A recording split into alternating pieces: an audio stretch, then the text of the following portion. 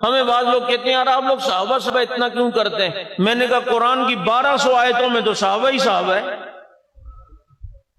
1200 سے زیادہ آیتوں میں۔ ڈرو، اگر کوئی صحابہ کے لیے دین کے لیے کام آگے کر رہا ہے اور تم اسے حقارت کی نظر سے دیکھ رہے ہو، ڈرو۔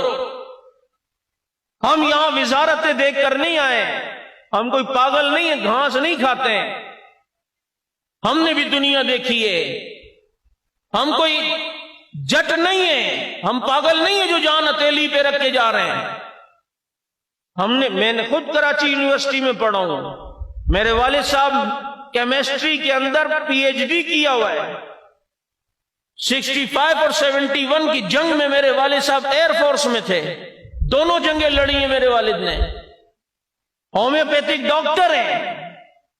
ہم نے فزکس، میتھ، بایولوجی اپنے والد صاحب سے سائنس پڑھی ہے، یہ ساری دنیا ہم نے دیکھی ہے بابو۔ ہم یہاں کوئی عہدے دیکھ کر نہیں آئے، پھر کیوں آئے؟ ہم اپنے شہداء کی قبروں کی خوشبوئیں سونگھ کر آئے۔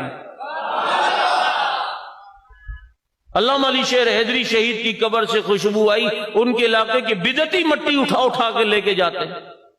میں جس مسجد میں امام و خطیب ہوں، جامع مسجد صدیق اکبر ناگن چورنگی، مجھ سے پہلے مولانا عبدالغفور ندیم شہید وہاں امام تھے، شہید ہوئے، قبر میں گئے، 8 دن تک ان کی قبر سے خوشبو آتی رہی۔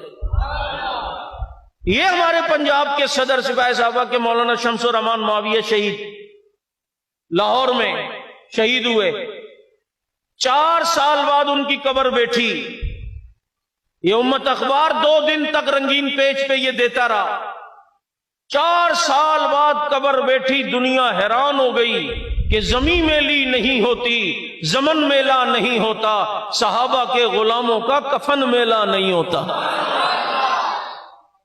یار ہم تو جذباتی ہیں نا، ہمیں تو کہتے نہیں اور کوئی کچھ نہیں صحابہ کو کہتا، تم لوگوں نے ایسے یار ویسے ڈاکٹر عادل خان شہید تو جذباتی نہیں تھے، وہ تو نوجوان نہیں تھے۔ ملائیشیا میں جن کے مدرسے، جامع فاروقیہ فیز 2 کے محتمم مولانا سلیم اللہ خان صاحب رحمت اللہ علیہ کے لخت جگر، اپنے مدرسے کے شیخ الحدیث، آخر یہ ساری چیزوں کے باوجود کیوں نکلے ہیں صحابہ کی عزت کے لیے؟ وہ سمجھ گئے تھے، انہوں نے وہ گستاخیاں دیکھی ہوئی تھیں،